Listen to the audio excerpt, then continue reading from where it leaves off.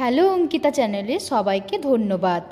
যদি আমার ভিডিওগুলো ভালো লাগে তাহলে প্লিজ সাবস্ক্রাইব ও শেয়ার করে দেবেন। আজ আমি বানাবো ঝিঙে আলু পোস্ত। তার জন্য ঝিঙে আলুকে কেটে ধুয়ে নেবেন।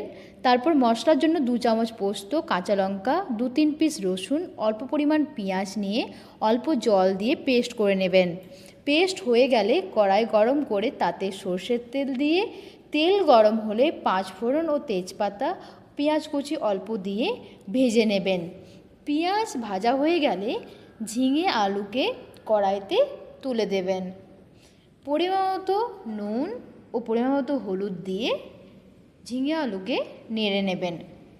তারপর ঢাকা দিয়ে 3 মিনিট ওয়েট করে নেবেন।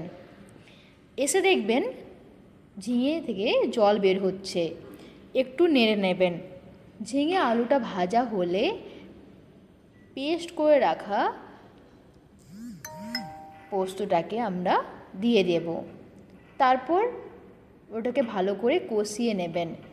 এই সব কিছু মিডিয়াম আঁচে আমরা করব, কারণ বেশি আঁচ দিলে জিনিসটা পুড়ে যাবে।